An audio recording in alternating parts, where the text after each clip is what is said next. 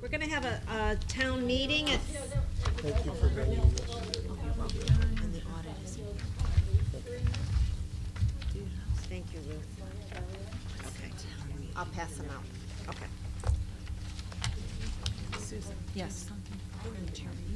Yes.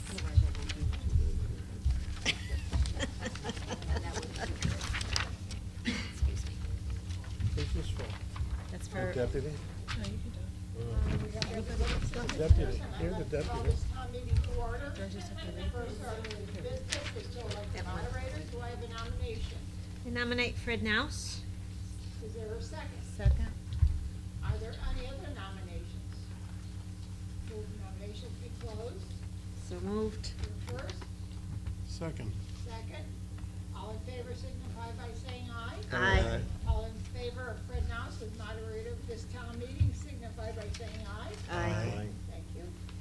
Fred, you have the call of the meeting. I have the call right here. I shall read that, and if anyone wishes to speak, they usually have the thing for the microphone if they want to speak. You do that tonight or not? Okay. All right, good evening, everybody. Legal notice of a special town meeting, Board of Selectmen, Wednesday, March 5th, 7:15 PM, Portland Public Library. Pursuant to Section 503F of the Town of Portland Charter, a special town meeting will be held by the Board of Selectmen on Wednesday, March 5th, 2014, at 7:15 or a little later, in the Portland Public Library to consider and act upon the lease agreement between the Town of Portland and Northern Middlesex YMCA for the use of land owned by the YMCA for recreational purposes.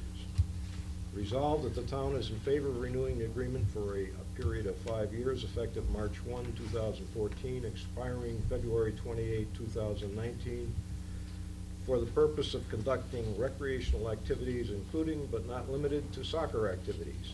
There shall be no charge to the town for the use of land. Dated 20th day of February, 2014, Susan Bransfield. If there, would anyone like to make a public comment? I'm not sure if I need to go up there, but my name's Chris Donio. I'm the president of the Portland Soccer Club. I'm just here with asking for everyone's support behind this. This is a great win-win, I think, for the town. It's extra field space for the recreational side of our town, as well as for the Portland Soccer Club to use for recreational soccer, as well as our travel soccer programs, which have about 340 youth participants in the town playing the sport. So I encourage everyone to vote in favor of the proposal. Thank you. Is there anyone else who would like to comment? All right, seeing no one, I guess we can move ahead, Susan. Yep. All right. I have a resolution that you've read, just to formalize. I move adoption of the resolution that Fred read a few minutes ago. All right. Second. Is there a second I'll by second. Kathy? And then we'll call for the vote, All right. which has to be by paper ballot. It has to be by Paper ballot. paper ballot. Okay. In Let us- accordance with the charter of the town of Portland, you, all of you people that have signed in as voters of this town, Let's go get a may come ballot. forward now and get a ballot and vote. Put them in the box. Is there a box? I forgot my box tonight, but I. It'll seal, so we're all set. All right. Oh, I'm sorry. I gotta check your signature, sir. I gotta check your signature.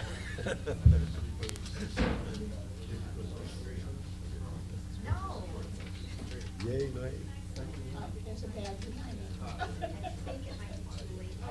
Bag goes behind it.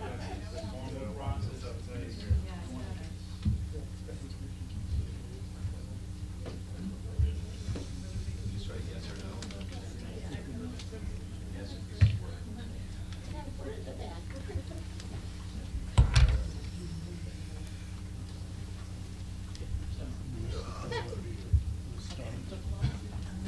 Take them into consideration.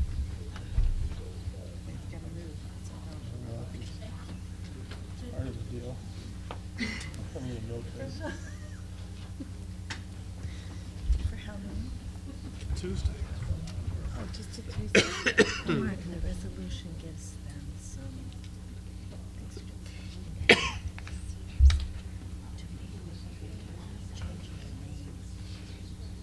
We're not voting on that tonight. Excuse me. What are they gonna call it?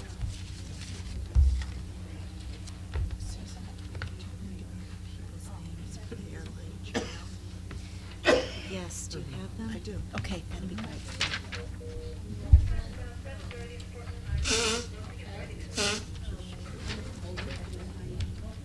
Ryan, this is I for know. later in the meeting. Okay. Can I talk about this? Can you give one to Carl C. too? Wait, is there?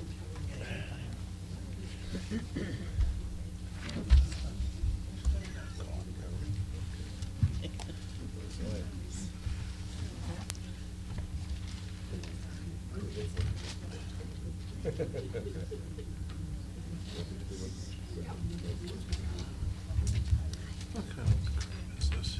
Oh, aren't you kind? Oh, thank you so much. Thank you so much.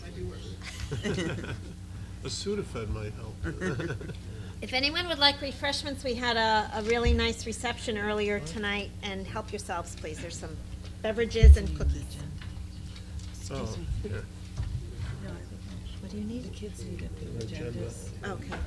Go to all of No, you're welcome. How many students are there? Three. You're welcome. Yeah.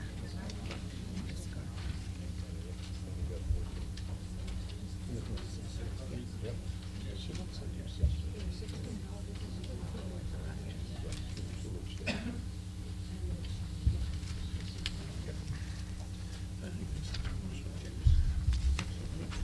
I think it's the I'm proud to be a The student. vote, Yes. the vote is You're welcome. 14-0 in favor.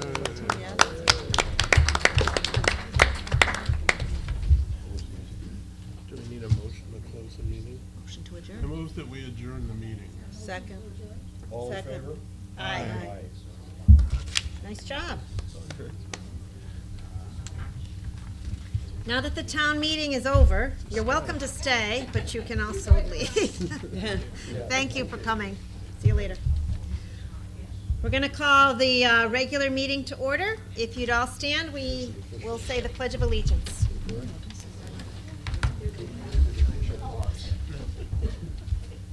I pledge allegiance to the flag of the United States of America and to the republic for which it stands, one nation, under God, indivisible, with liberty and justice for all.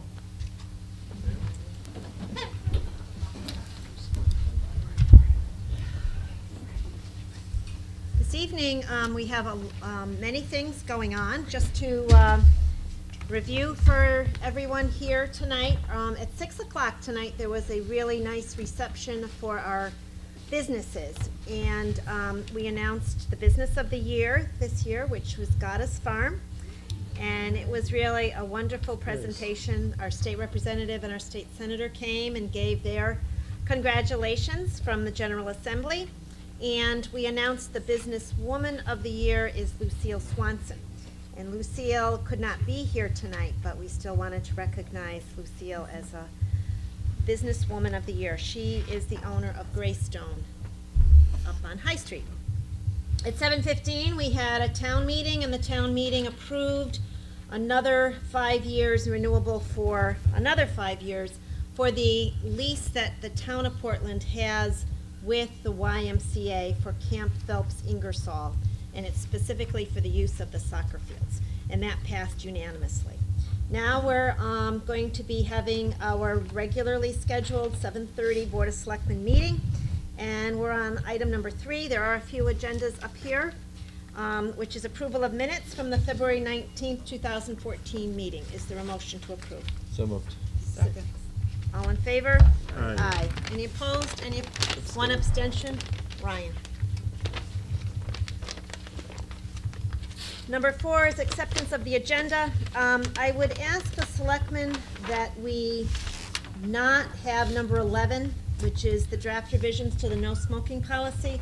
There are no changes on that, and as I understand it, the Health District and one of their committees is looking at this topic, and they will be coming forward to all of the towns within Good. the Council of Governments. So I'll bring that to you when they've revised that. There's a number of physicians and nurses and other health professionals that will be looking at that. So I think that we will look forward to seeing that. To move adoption of the agenda is amended. Is there a second? Second. Seconded by Brian. All in favor? Aye. Any opposed? Any abstentions? Motion carries. We have Ruth Kalinowski and Ruth Mayo here tonight from our Senior Citizens Advisory Committee under Communications and Correspondence, and they have some information for us about our center, and I've shared some written information with the selectmen. So if you'd like to come up to the podium. Does everyone have a copy? Fred, do you have one? Yeah. Yes. Why not? This is very short, and I think Mary has probably discussed some of this with you already. This is information only, Ruth, and the selectmen, they're hearing it for the first time. So we're Okay. not going to be making any decisions tonight, but I'm happy that you're here to tell them about it so that at a future time, they can consider it. There's not a lot of information that I have here, but Okay. I'll read you what I have. Sure. There has been an ongoing discussion at the Portland Senior Center and among the larger senior center communities about the use of the word senior in centers' names. As boomers age, we are finding they do not want to be associated with the word senior, and there is a strong feeling that they stay away from senior centers for that reason. After much discussion and polling of the seniors who use our center, we are recommending a name change. The change is the Waverly Center, a place for seniors and their friends. We feel it is more accurately reflects the mission and what happens here. There are great things happening at the center, and we want to do whatever we can to be sure more people in town are participating. Naming the center the Waverly Center is an exercise in rebranding that reflects not only our location, but also the history of the site. We hope you will give this recommendation your full consideration. Thank you. I don't have a lot of other information, so Are that's there what any I have. questions for Ruth while she's here? We will bring this up at a future meeting, Ruth, and if we have some questions, we'll be sure to get a hold of you. Thanks for coming tonight. The next item on the agenda is public comment, and this would be a time to have any public comment that you might like to have on anything. And there's also a time later in the meeting as well. The next item is number 7, presentation by our auditors, and Mr. Van Devender is here tonight, and Tom is going to introduce our auditor. Hello, tonight's the audit presentation for the fiscal year 2013 audit. Mahoney and Sable was the auditor for this year. Mike Van Devender he is the practice leader of the governmental group, and will be presenting you with the presentation tonight. And from the town side, we just wanted to state that working with Mahoney and Sable was a very good experience from the town employees and the board of employees that worked with them. Their staff was very professional and were knowledgeable in the process and in governmental accounting. All right, thank you, Tom. As Tom mentioned, I am Mike Van Deventer. I was the manager on the town's fiscal year 2013 audit. All of you should have received by now a couple of different documents: the basic financial statements, a federal and state single audit report, as well as a presentation that I'm going to go through this evening. This presentation will cover all of our required auditor communications, as well as provide you with some overall financial highlights from the audit. Before I actually go into the presentation, I do want to make mention of the passing of Rob Howard, our dear friend and colleague. Rob was the engagement partner on the town's prior year audits. He died unexpectedly in October of this past year. At that time, the firm did send out some correspondence to our clients outlining our transition plan. I've included that correspondence as a separate handout in the presentation, and certainly if you have any questions, we'd be happy to answer them. Please All right. accept our condolences. Thank you. Rob was a wonderful man. Yes, thank you very much. Okay, if I could turn your attention to the presentation. On the first slide, there is an agenda. We'll go over the scope of work, the audit reports that were issued, provide some financial highlights, make our required communications, provide you with some technical updates, and then certainly answer any questions that you may have. Moving along to the scope of work, we did perform an audit of the town's financial statements. We performed that audit in accordance with auditing standards issued by the American Institute of Certified Public Accountants, as well as the government auditing standards issued by the Government Accountability Office. In addition to the financial statement audit, we also performed a federal and state single audit where we provided opinions on the town's major federal and state programs. Any questions as far as the scope of work? No? Okay. On the next slide, I'll go over the reports that were issued. We do issue a number of reports in connection with the audit. The first report is our report on the financial statements. We did issue an unmodified clean opinion on your financial statements. That is the type of opinion that you as a board would want to see. That means we are unaware of any material errors, any material fraud, or any material departures from generally accepted accounting principles. Our opinion does cover multiple statements within the financial statements. For the town, our opinions covered the governmental activities, the Gildersleeve Wheeler Educational Trust, which is presented as a discretely presented component unit, all of the town's major governmental funds, which include the general fund, capital projects fund, special assessment fund, and your capital non-recurring fund, and then we do issue an opinion on your aggregate remaining fund information, and that includes all of your non-major special revenue funds, internal service fund, and your pension, private purpose trust, and agency funds. Any questions on the report on the financial statements? Nope. Whenever we perform an audit in accordance with government auditing standards, we do issue a report on compliance and on internal control over financial reporting. This is where we're required to disclose any material noncompliance of laws and regulations and any material weaknesses or significant deficiencies in your internal control. We did not identify any of those matters in connection with our audit. So again, that was also a clean letter. In connection with the federal single audit, we issue a report on compliance and on internal control at the federal award level. You can see the total federal awards expended by the town was $1.1 million. The town did qualify as a low-risk auditee, which means we're required to test 25% of your programs. The town's major program was the Community Development Block Grant, and based on our procedures that we performed, we did issue an unmodified clean opinion on compliance. And we did not identify any significant deficiencies or material weaknesses in your controls over compliance for that program. Okay? In connection with the state single audit, again, we issue another report on compliance and then on internal control at the state financial assistance level. Your total exempt state financial assistance was $4.8 million. Your total non-exempt, which is subject to our single audit testing, was $467,000. The state does require 50% coverage, and the major programs were the Town Aid Road Program, your Open Choice Program, and your Property Tax Relief for Elderly and Disabled. And again, based on the results of our procedures, we issued an unmodified clean opinion on your compliance. Okay, so overall, from an audit perspective, it was very clean. Moving along to the financial highlights. The town did implement 2 new accounting standards this year, GASB Statement 63 and GASB Statement 65. It was primarily changes in terminology within the financial statements. Net assets was replaced by net position, and it also created 2 new elements of the balance sheet called deferred inflows and deferred outflows of resources.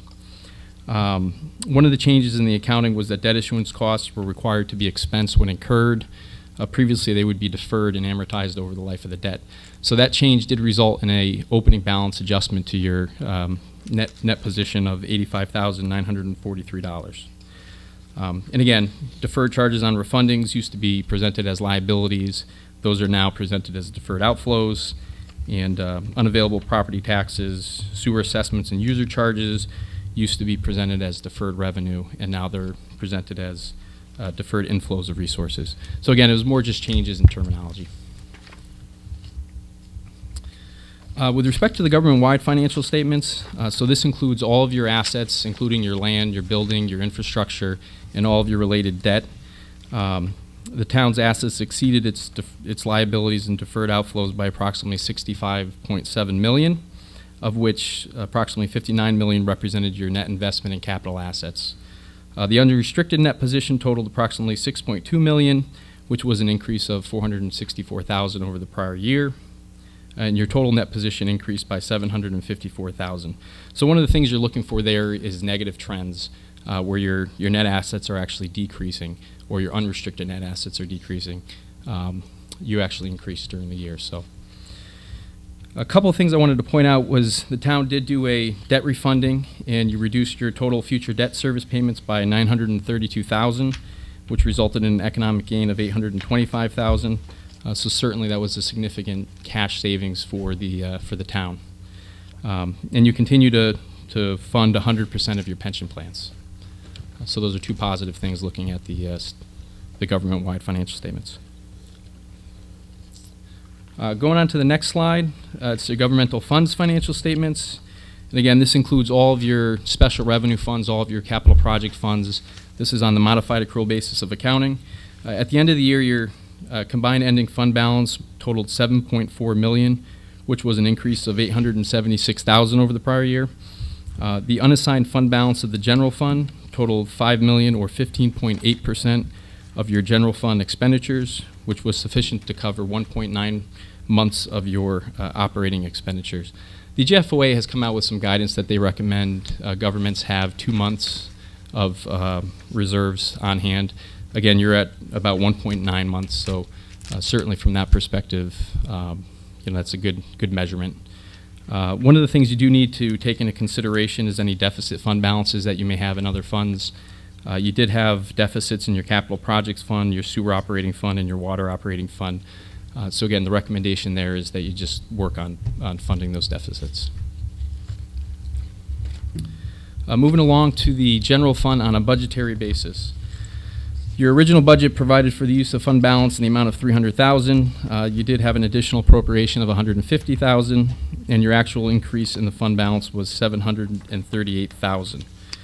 Your revenues were $525,000 more than budgeted, and your expenditures were $664,000 less than budgeted. So overall, from a budgetary perspective, you had a very good year. Any questions on the financial highlights? Certainly a lot of information in the financial statements. I would recommend you're reading those financial statements and asking any questions of management. Yes? Just going back to the point on the pension funding and the continued 100% fund, where are we? Do you have off the top the percentages where we are with the as far as the funding for our pension funds? Well, you are currently funding 100% of your annual required contributions, which you have historically done as well. You still have an unfunded status of your pension plan, and one of the things I was going to mention is one of the new accounting standards that has come out, and it's effective for fiscal year 2015, is going to require you to record your unfunded status of your pension plan on your government-wide financial statements. So that's going to have a significant impact on your net position. But the important thing, again, is that you continue to make your annual required contributions, because the funded status is really just a snapshot in time. You typically have 30 years to fund those pension plans. So again, I think you're doing what you're supposed to be doing. What's the requirement? What percentage? What's the requirement? There's no. I don't think there's a required percentage that you should fund, but certainly from a funding standpoint, you're going to want to fund 100% of it. So every year, the actuary is going to come up with an annual required contribution. To the extent you don't make that contribution, you could run the risk down the road of not being able to have enough assets to settle your liabilities. So if it's 75% funded in terms of the fund, a particular fund, Mm-hmm. and you make 100%, you you'd still be at 75% at the end. Is that how that A little, works? probably a little more. Yeah, roughly, yes. Yeah. Yep. A little more than that. Because every year the actuary is resetting the annual required contribution based on your assets, your return on investments, a number of different assumptions. But aren't we roughly at 75%? Funded? Yeah, it is disclosed in the notes to the financial statements. Yeah, I don't know off the top of my head. Tom knows. There he is.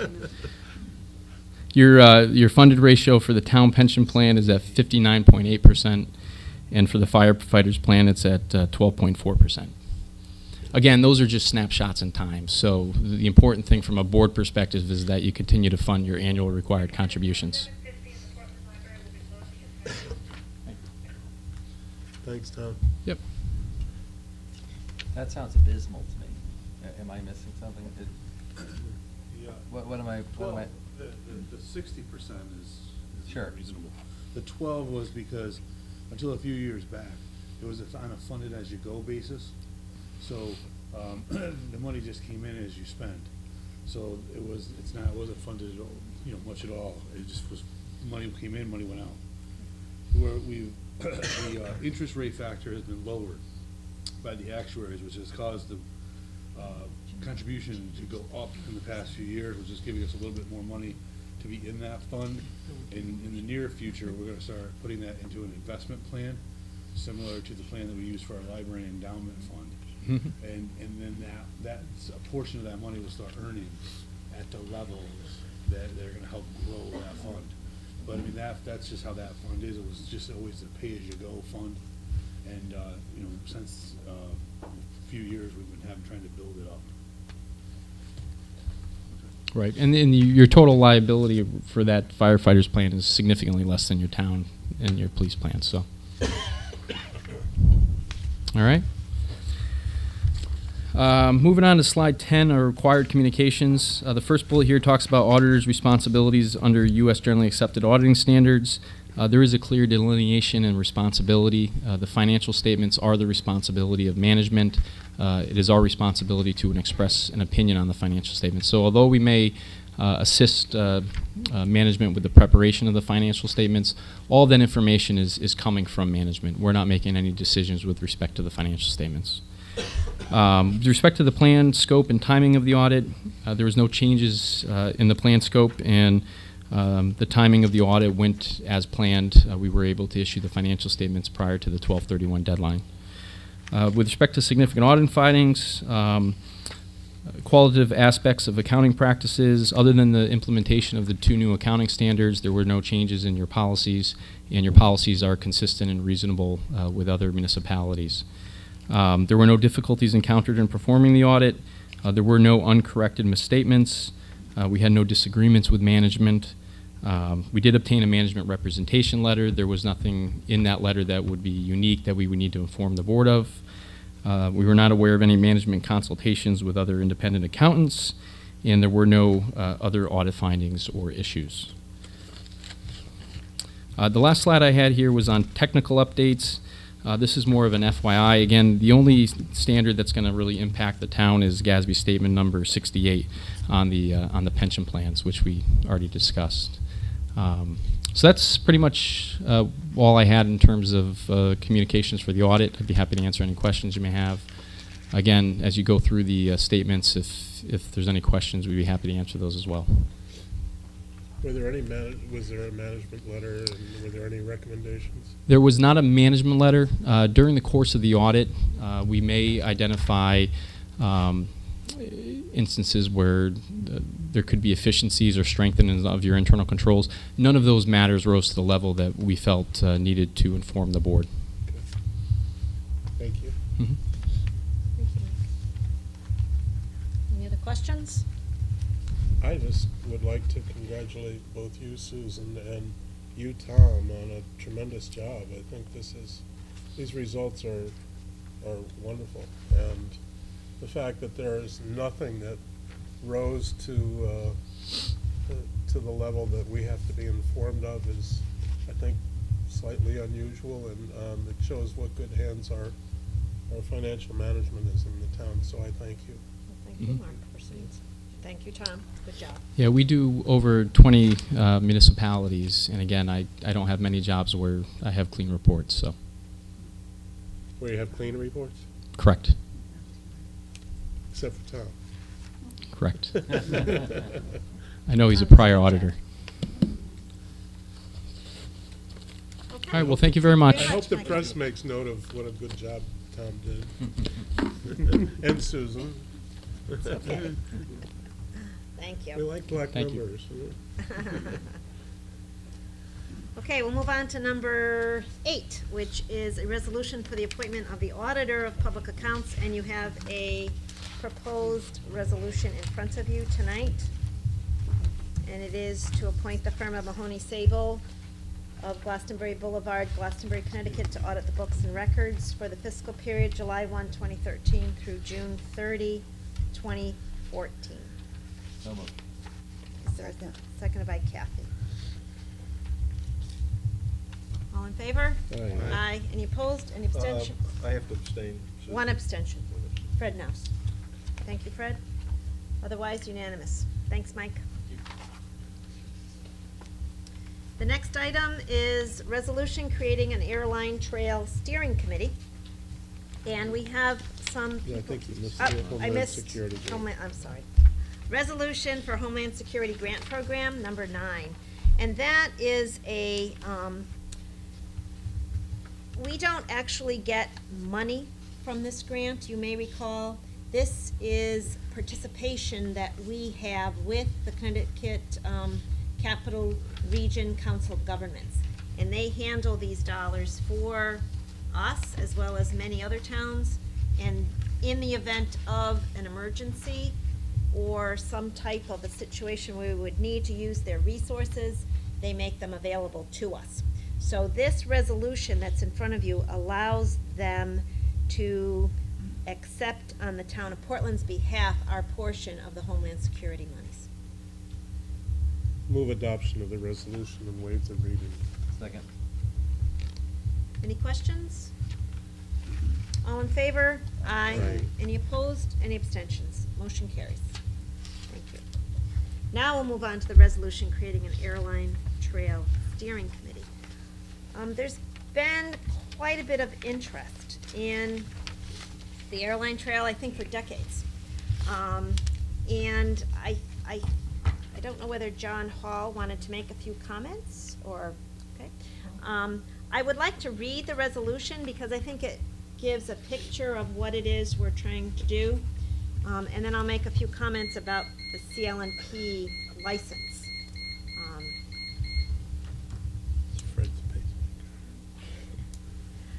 It's a resolution creating a steering committee for the campaign to develop the airline trail in Portland.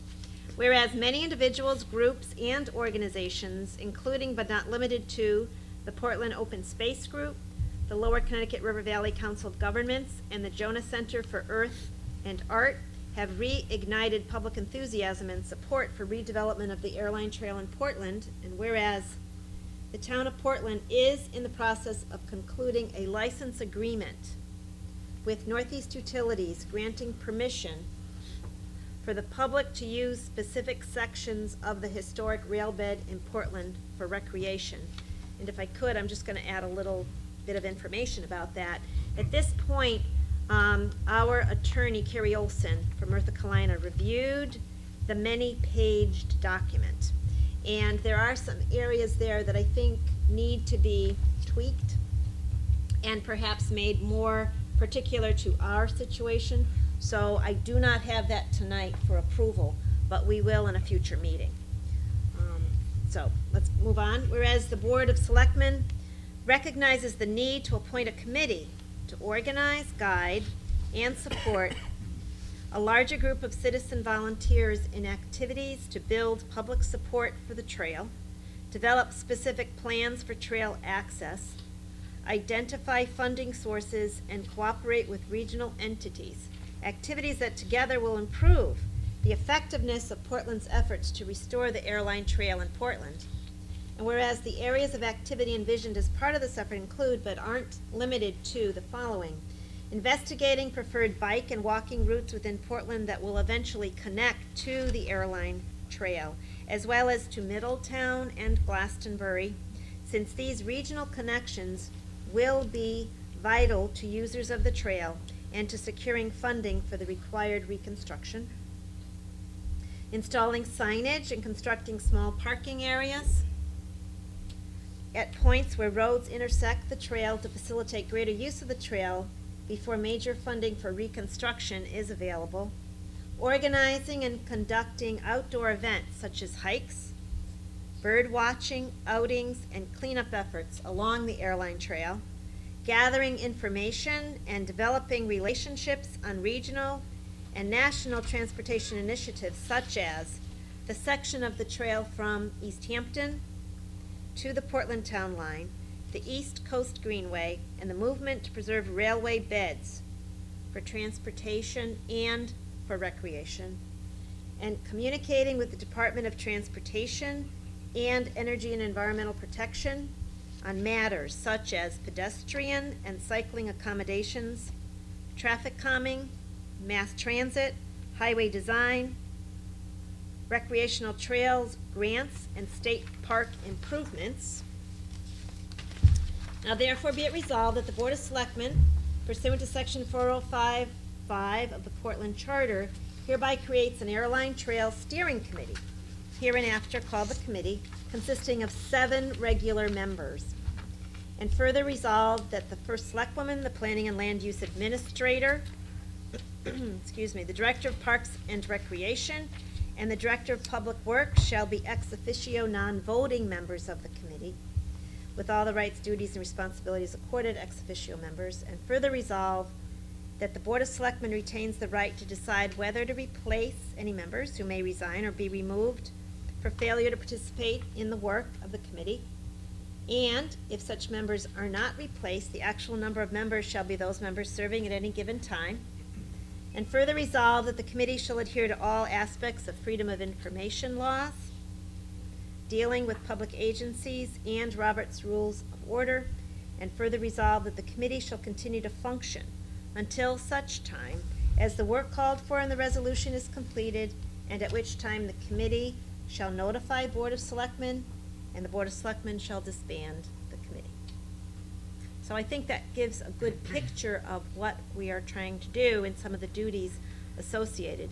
And in speaking with some of the citizens in town, there's a lot of interest, and more importantly, there's a lot of people very interested in working to get this completed. So I wanted to bring this to the attention, not just to the selectmen, but to everybody who's here tonight, and also people that will watch the film afterward. So I'll open up to the selectmen. If there's a motion to approve, or if you're not ready, we can discuss. I have a question. Go ahead. I think this is a wonderful endeavor, and I certainly support it, but I have some reservations about holding the committee accountable to Robert's Rules of Order. Robert's Rules of Order are very, very specific, and unless there's a parliamentarian who is intimately familiar with it, I think we're putting an undue hardship on the committee by asking them to I mean, you can use that as a guideline, but to have strict adherence is difficult without having a parliamentarian. You can take that out of the resolution if you'd like. I would move adoption of the resolution and strike the words "and Robert's Rules of Order" from the second to last paragraph. Second. Motion's been made and seconded. Further discussion or questions?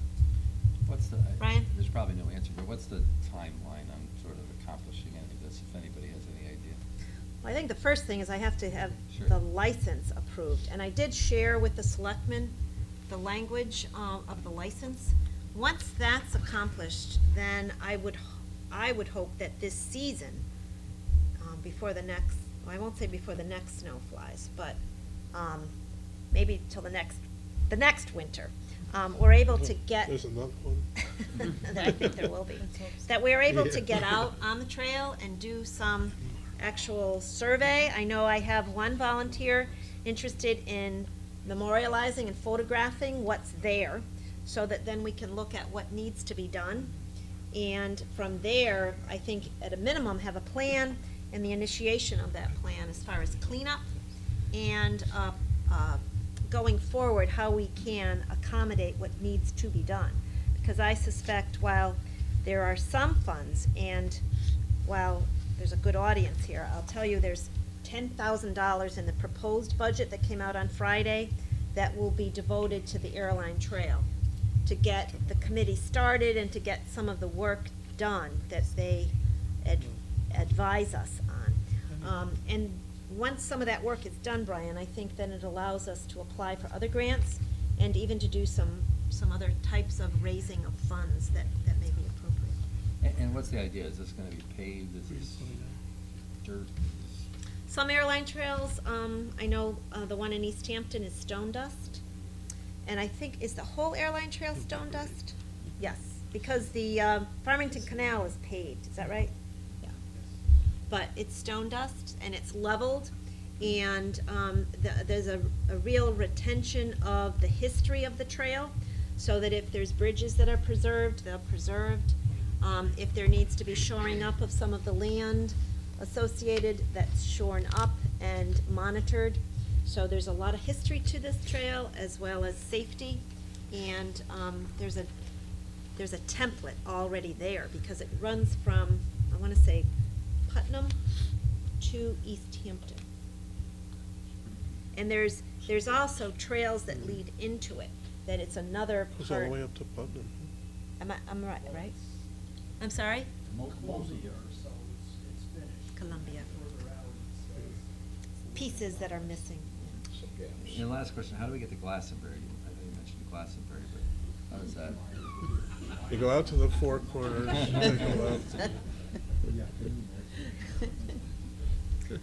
In talking with some of the people that are more learned in this than I am, they've indicated that you can make connections to either other trails or other destinations. Out through the reservoir? I don't, Is that where it is?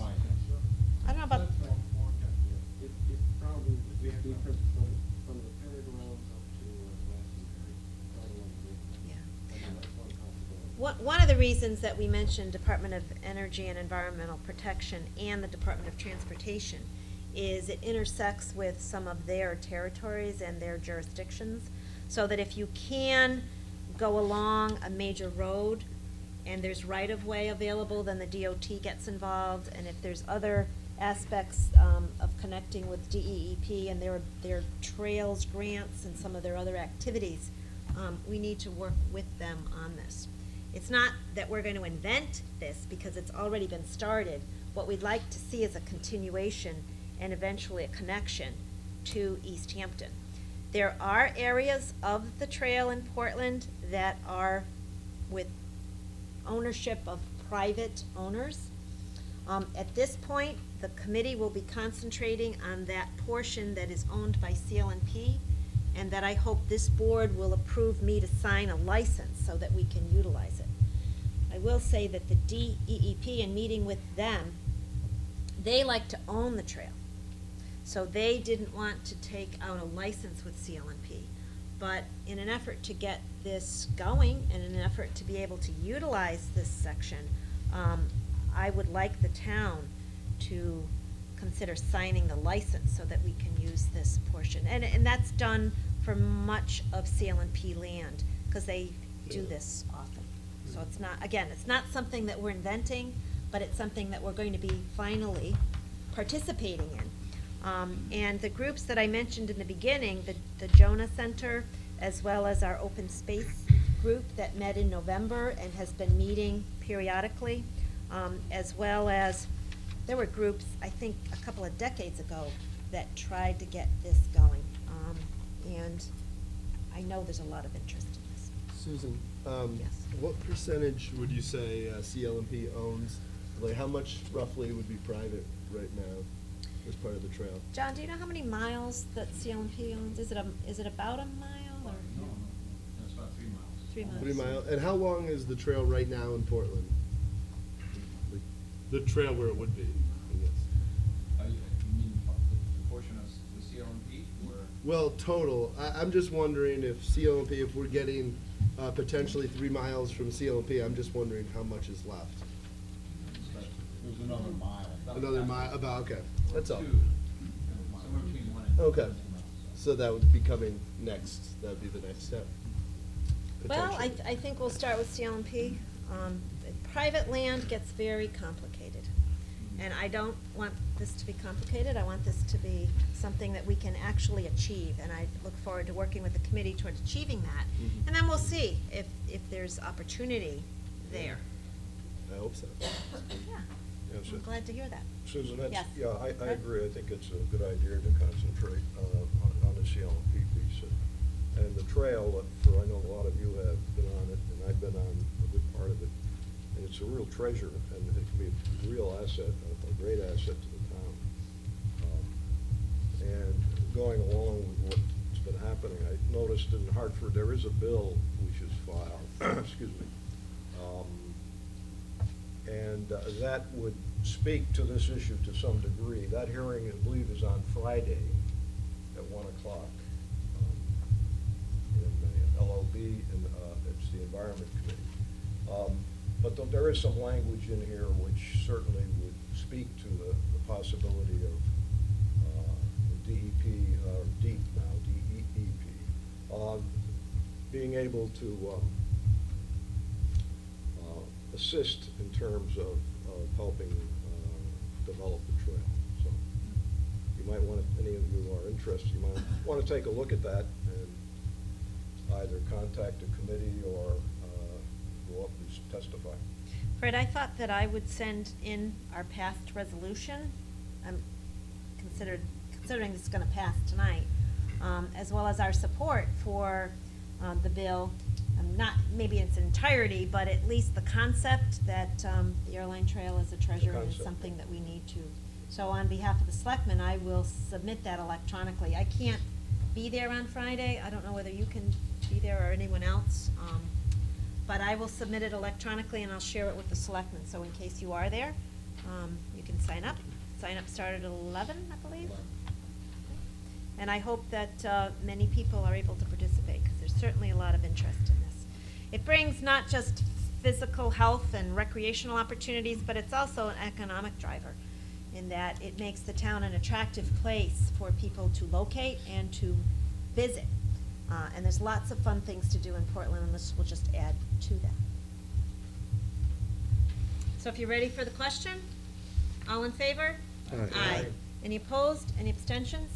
Motion carries. And we are going to be, excuse me, appointing some suggested nominees in a minute. But you have to listen to the monthly budget report.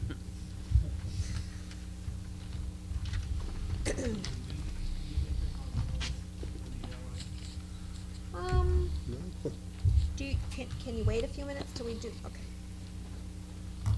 Night, Bernie, thank you. Hi, Tom. Hello.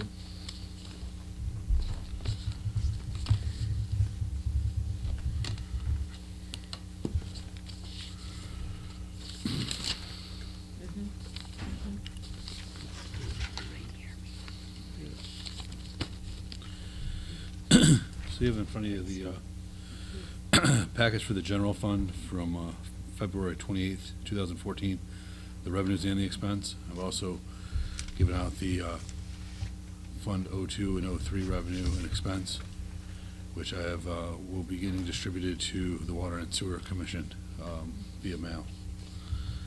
On the general fund, we have seen an increase of $26,000 in our pilot state-owned property, as that was one of the grants that came through from the governor after we had already approved our budget, so that's a positive situation. The Pequot grant, which will hopefully get closer to a $30,000 number. Right now, we've received about $11,000 of that money, and that's higher than estimated. And municipal revenue sharing, the 212. That grant, which is really probably no longer in existence, we received the final installment of that of $78,000. That money, they're not going to fund that anymore.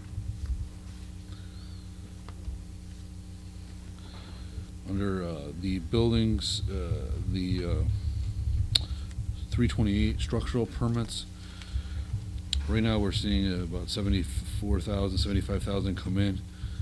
That's at a rate that's above expectation, so that's a good, positive sign, and hopefully that will continue the rest of the season until June. In 00401, which is investment income, rates remain low in that market, and that's a tough area.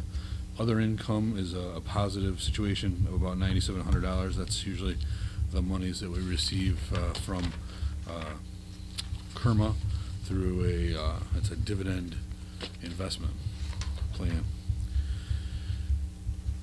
Any questions on revenues? Going through the expenditures, page 3, Department 17, which is our technology. We will need to continue to review and watch our overtime on that budget.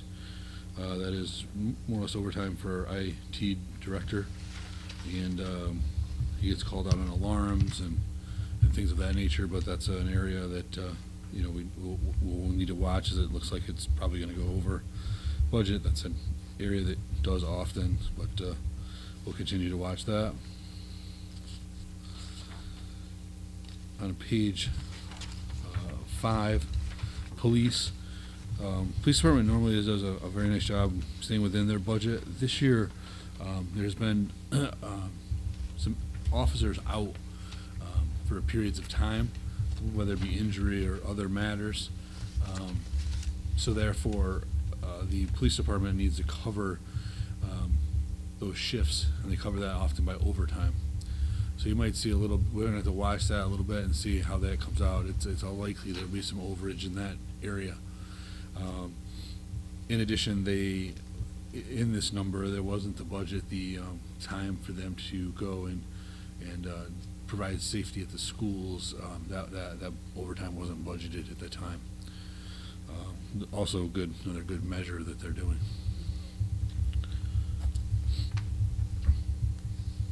In 031, that's page 6, the Director of Public Works.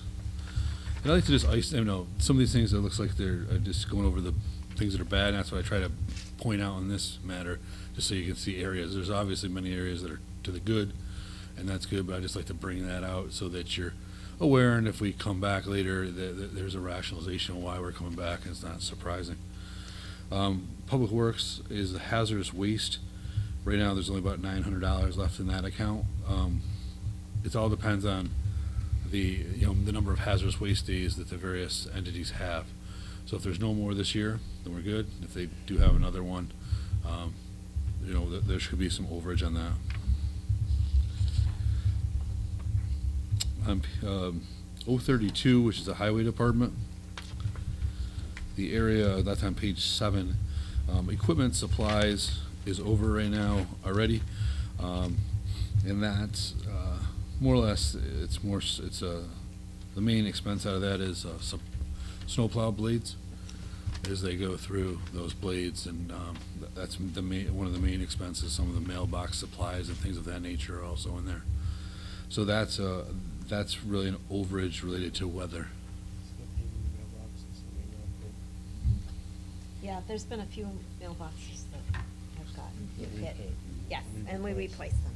So if you have a mailbox that's been hit, let either my office or Public Works know, and we go out and repair and/or replace.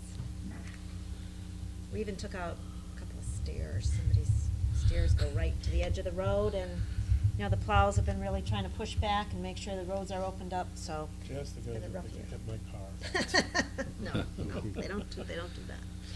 On the vehicle maintenance budget, it's looking to the positive right now, but I was speaking with the director earlier today, and he stated that he wanted to, express his possible concern in that budget as there's a lot of things that have been taking a lot of wear and tear and hits during this season and cycle, and he said that a lot of these things shake out after the storms. When you start using it for other items and other things, you start seeing the damage that's there, and that's transpired. So right now, we're, obviously we continue to watch that budget, but that's another area of a possible concern that he stated. I mean, our equipment is really being very tested and used quite a bit this season, and you'll see that in the budget proposal as well, some replacement of equipment. I know that the Public Works Department has done a very good job in terms of keeping our roads safe, and we'll continue to discuss that during budget season. I do want to compliment Public Works for all their hard work. I think they've done a great job. They have, indeed. And thank them for keeping us safe. Tom, have we had any, maybe I should ask you, Susan. Yes. We've been reading about other municipalities in the state being short of salt. Has that been an issue in town? It's not, I mean, we had, the first vendor we had, the state had, we had that same low bid vendor, and they, the state actually ended the relationship with that, so we followed suit with them to end the relationship. The other vendor they've provided the salt as we need it.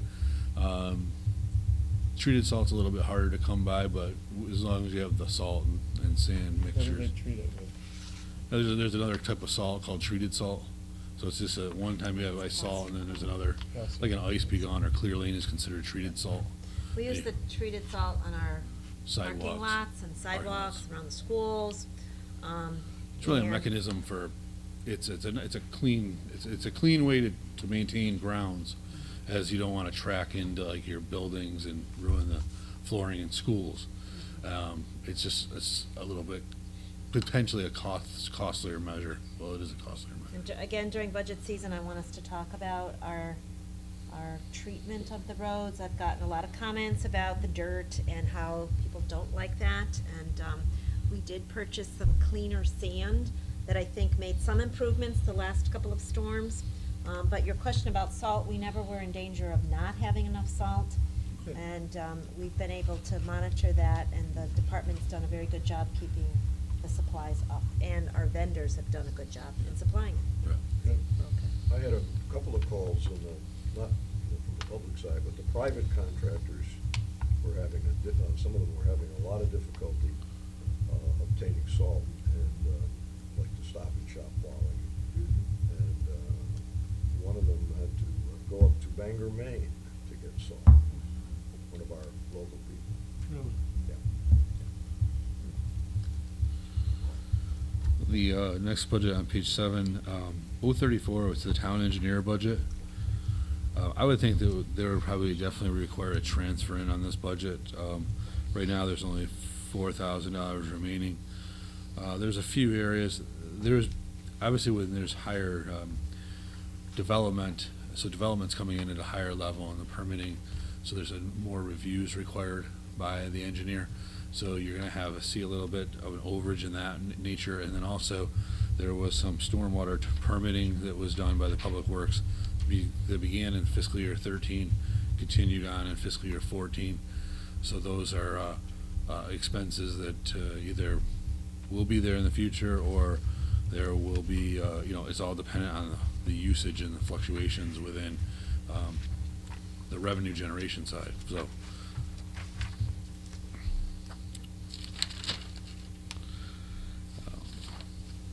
Grounds, page 8, the main area, there's a few areas that they're a little bit hurting and may need some assistance, and that's overtime.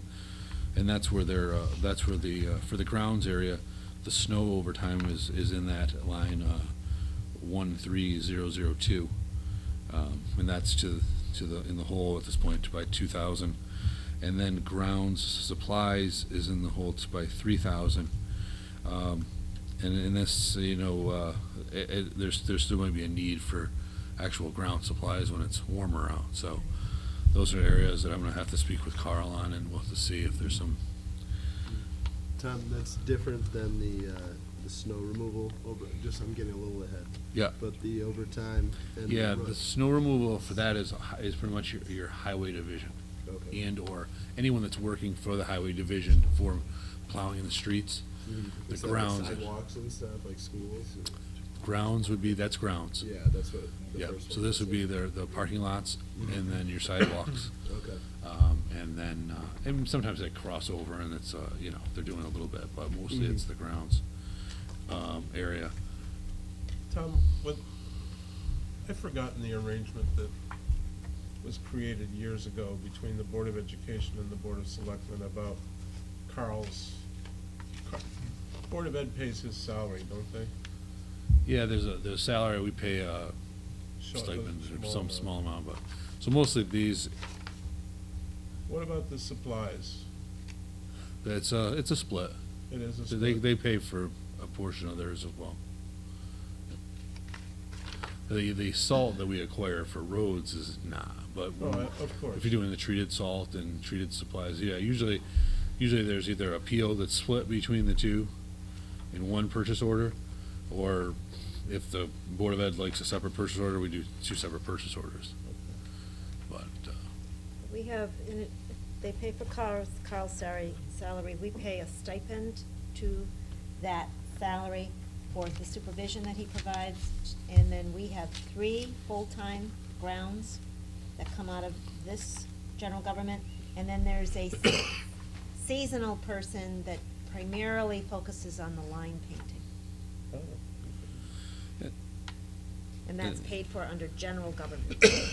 and the seasonal, person, again, may go over as well as is during the, early season, during the high, the high season when there was a lot of soccer and football going on. One of the men were out on an illness, so that part-time person was working for a short period, for maybe like a month or so, a 40-hour week. So that was used up a little bit more there. On 38, which that's that page 9, that's where you see the overage and the overtime of around $41,000. So we budgeted $46,500. We've spent $88,000. To the good on, so right now on road materials. And a lot of that is, we just need, the bills are coming in, so I'll be processing those. But hopefully we'll finish to the good on road materials a little bit. Tom, is that 3,800 that we spent so far on the road materials? Yeah. How is that? It's because there's, So the little? bills haven't been paid. Oh, I see, You see okay. the encumbrance there, Yeah, 33,000? Yep.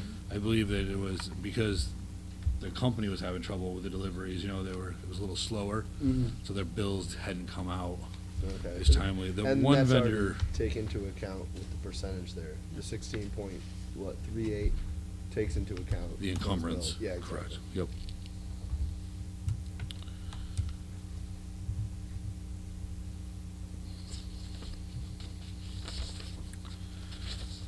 And the other department, 043, it's a department you don't hear too much about, but this department will also require a transfer, and this is the Zoning Board of Appeals. There was a court case that needed some tapes transcribed, and the cost on that was around $4,000. Since I myself has researched it around with that, and have pretty much sent out a directive of which vendor to use in the future on this, and it should be that dollar amount in the future.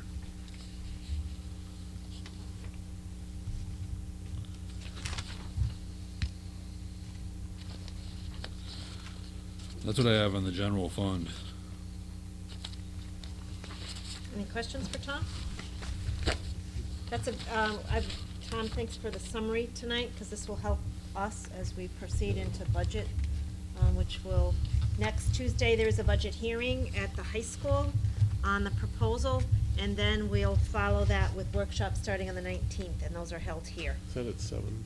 7 o'clock at the Portland High School, yes, next Tuesday.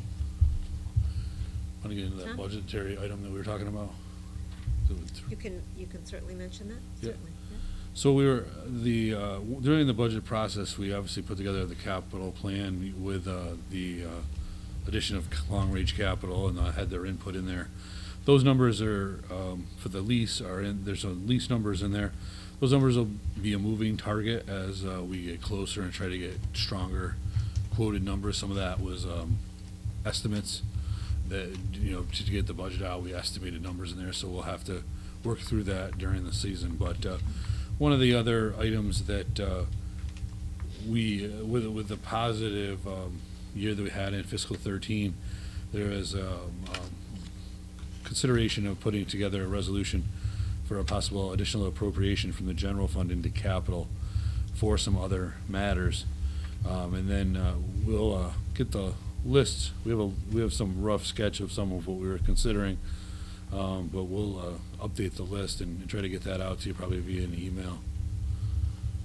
But that's something that'll be coming probably for the next meeting. At least to release. This year, we're spending very little on capital.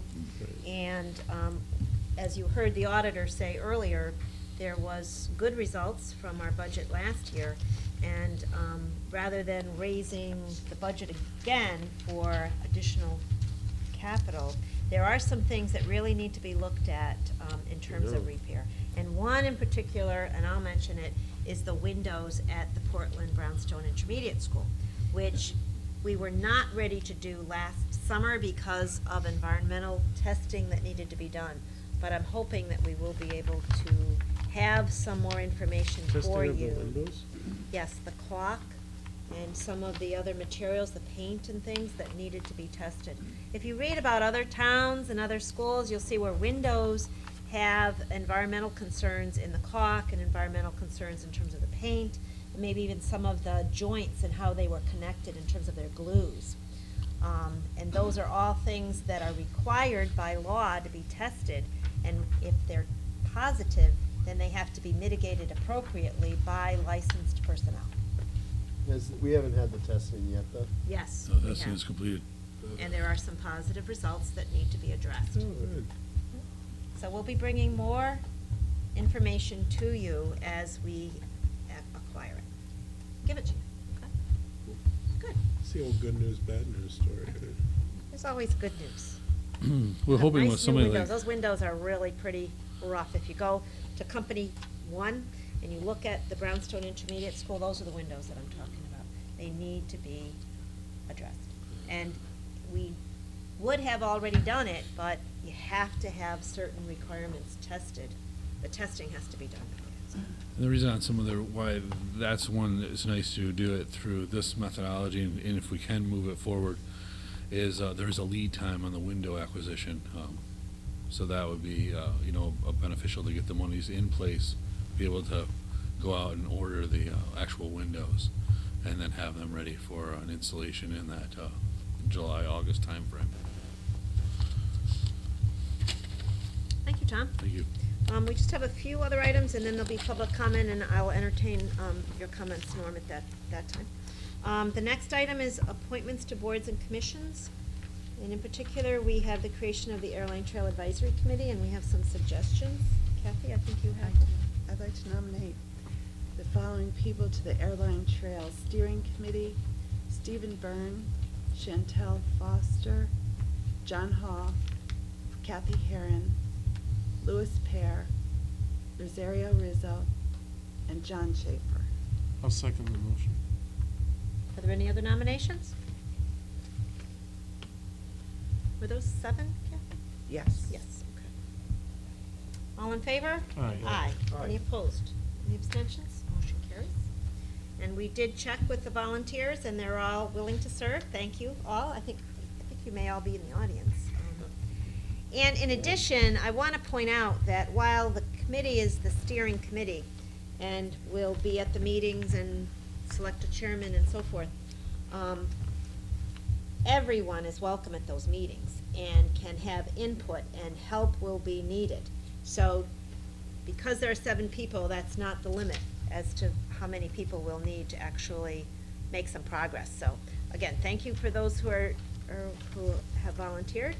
And I'll speak with a few of you. I've been working with some of you closely and setting up a time when everyone can meet and you can select a chairman and get moving. And we will advertise that on our website. Kevin does a nice job getting everything up on our website. Kevin Armstrong is here tonight if anyone wanted to speak with him about our website. Any other appointments to boards or commissions tonight? Again, I want to thank people that volunteer to be on committees. I know that we have some nominations for the Ethics Commission. I think I have 3 or 4. I want to thank people for volunteering their services. And there is one position open, and I would encourage the selectmen to review those applications and perhaps interview and or speak with the folks and perhaps consider another nomination. And we always have openings. If you have any questions about that, you can always get in touch with me or any selectman, because it's the selectman's job to make appointments. My office just is the carrying voice that brings information to them. Okay, the next item is refunds. I Mark? move that Ann Lappin and Craig Lappin be refunded $43.01. Second. All in favor? Aye. Any opposed? Any abstentions? Motion carries. I move that William F. Petrus III be refunded $38.47. Second. Seconded by Brian. All in favor? Aye. Any opposed? Any abstentions? Motion carries. Move that Honda Lease Trust be refunded $43.01. Second. All in favor? Aye. Any opposed? Any abstentions? Motion carries. Under status and committee reports, I wanted to let you know that we did have a meeting with the Metropolitan District Commission. There's been a couple of meetings in terms of water and sewer, and they would like to meet, if at all possible, with members of the committee, which is Carl, Ryan, and Brian. And I would like to be at that meeting too. So I will get in touch with the committee members, and it would be a regular meeting, because there'd be 4 of us there. And we'll make it convenient for everyone Would to it attend. be here or in Hartford? Here. Mhm. I'm gonna ask that it be here, to make it convenient. So I will let you know and proceed. That's all I had at this point under status and committee reports. Anybody else? Public comment. Norm, did you want to say some things? Yeah. We go Friday. Would you mind coming to the microphone, Norm? I appreciate it. Thank you. Can you just tell us your address Yep. for? Norm recording? Ward, 54 Lake Road. Thank you. And I'm also chairperson of the Portland Conservation Commission. So I knew it was on the agenda tonight, we had our meeting. For Friday, just a suggestion, we've worked on the Airline Trail project the last 25 years. We've worked on that. We got 2 major documents in the town that might be nice to refer to, Okay. because the airline rail trail is highlighted or noted. Number one, when within our own conservation commission, we have a natural and cultural open space and recreation document. It's called Chapter 5.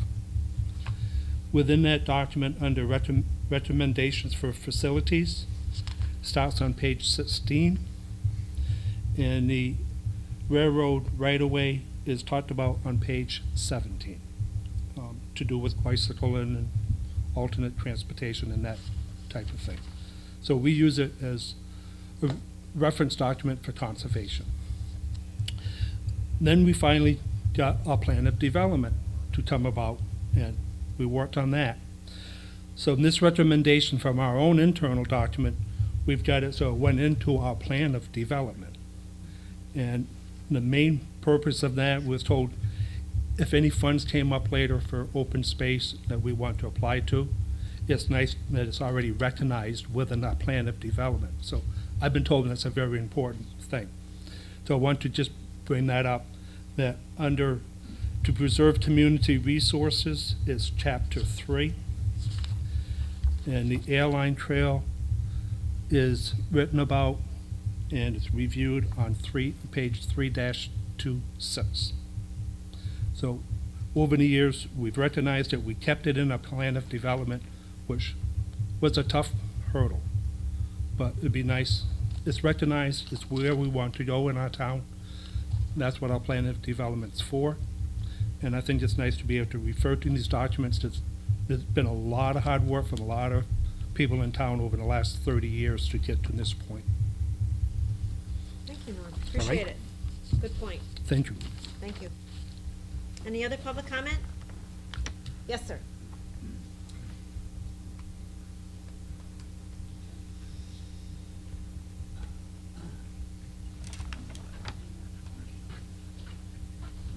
Hi, I'm John Schaefer, Portland resident from Job's Pond, and one of the members that you just elected to the Airline Trail. So I wanted to first just thank you for creating the committee. And I didn't know if you wanted to. I thought if you wanted to, we could maybe share with you a little bit of what's been going on and what we're tentatively working on. Although Susan did a very nice job of updating that. Are you interested in any information or? Certainly, yes. And I realize it's late, so just to quickly say, you know, and I should also mention I'm president of the Jonah Center for Earth and Art, and we're an organization, environmental-based organization, but we work out of Middletown and Portland. And John Hall and myself live in Portland, so we've kind of identified the Airline Trail this past year as being a crucial link, not just for Portland, but for Middletown, as well as much of the state. And we recognize that as East Hampton, one of the things that you may or may not be aware of, that East Hampton has applied for funding to fund their additional portion of the trail from downtown East Hampton to the Portland line, and they're very hopeful that they're going to be able to not only fund that but continue to do that. And so we've been communicating with them, and so that's another important link. So the hope is that within a couple of years the trail may be completed to Portland, which is part of the reason why we feel it's really the time to take steps. We also just wanted to mention to you, we had a public hearing a couple of months ago, and we had over 80 people turn up at the hearing right here in this room who expressed interest. And we've since had several meetings of committee groups that are working. We've met with the River Crog group. They are very interested in developing this as well. And John Hall's been actually meeting with some other people, so he was going to say a couple of quick words for you. But we're very excited. We think there's a lot of opportunities. And just to quickly address, we are looking at some possible alternative routes for going around the private property owners if we can't negotiate with them. But like I said, that would be the second stage. So, thank you. I'm John Hall, and I do plan to be at that hearing on Friday about the state bill to acquire land to preserve the Airline Trail. I just want to follow up briefly on what John said with kind of where we're coming from strategically on this, because I heard some interest being expressed in your questions about this. And first, one little piece of background. The Jonah Center for Earth and Art was appointed by the mayor of Middletown to head up the Complete Streets Committee in Middletown, which has been now meeting for over 2 years. And that was something that led to the grant, the federal grant that we got in Middletown for a multi-use trail. And and actually Portland was in competition for that same grant. At which I'm sorry, we came in second. You feel guilty. Right, we feel guilty, and so we're coming over here. No, but seriously, in some ways, in most ways, the Airline Trail project is a better and more important project. But what's going on in Portland now, as you know, is you have this incredible vitality down with the quarries and the riverfront park. So you can see the economic impact of that, and just the people who come to Portland, and it really puts Portland on the map. The Airline Trail really has potential to really tie in with that energy. But first, I'd like to ask you to consider the broader state perspective, because one of the things I've learned in working on these trail projects is that the funders are really looking for the big picture. How can we get bicycle travel from East Hampton over to Meriden, for example? We're working on plans to connect the Aragoni Bridge to Meriden on the other side of the river. We have the gentleman here, Steve, Ron or Steve? Yeah. Yeah, Steve. Steve Krishman? Yeah, Kreuzberg, who has bicycled along the floodplain and has identified this potential route to get from the fairgrounds up to Glastonbury. So the funders are always looking for places where there is a big picture, where the plan can be big and provide a lot of connectivity. And so that's very important to consider these larger factors. But even within Portland, we're designing our campaign around several efforts that you mentioned in the resolution.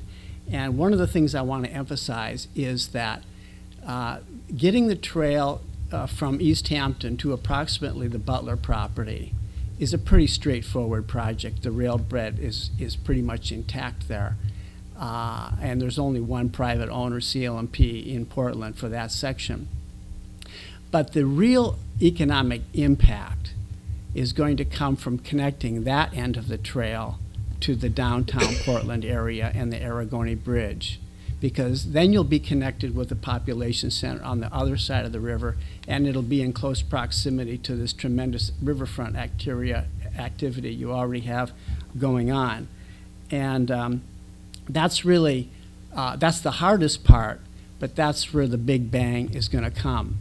And just to give you an example of some little way of thinking about this, the River Cog made a public presentation. Well, actually, Conway School made it for the River Cog just last Saturday about developing the Valley Railroad State Park into a multi-use trail. The River Cog is studying various uses for that corridor. Multi-use trail is one, freight rail is another, and passenger or tourism rail is another, and they're doing studies on all of these. And in the course of that event, they had the people who were attending go around and put colored dots on these pictures they had indicating their preference. And one of the things that was very dramatically clear is that people really like a paved trail. Now, the Stone Dust Trail is a great trail, and I'd ride it myself and everything, but I was really struck by how many people really are looking for a paved trail. So if we had the Portland Trail developed, and if this was the only paved part of the Airline Trail, then it would really be a magnet as a starting and ending point for the Airline Trail. Now, that's more expensive, obviously, but here in Portland, we have a big population center, and it really warrants that. Even if we had 3 miles of paved trail, it would really make a big difference. Now, I'm not necessarily advocating a paved trail, but there are all these ways of thinking about how this project is really going to make a difference for Portland, and not just people who come. People will come to the trail. We also want them to come to Portland. So those are just some thoughts we have about how this is all going to work together, and I really look forward to more opportunities to share these thoughts and hear your thoughts, and get our wonderful community really organized around this project. It is very doable.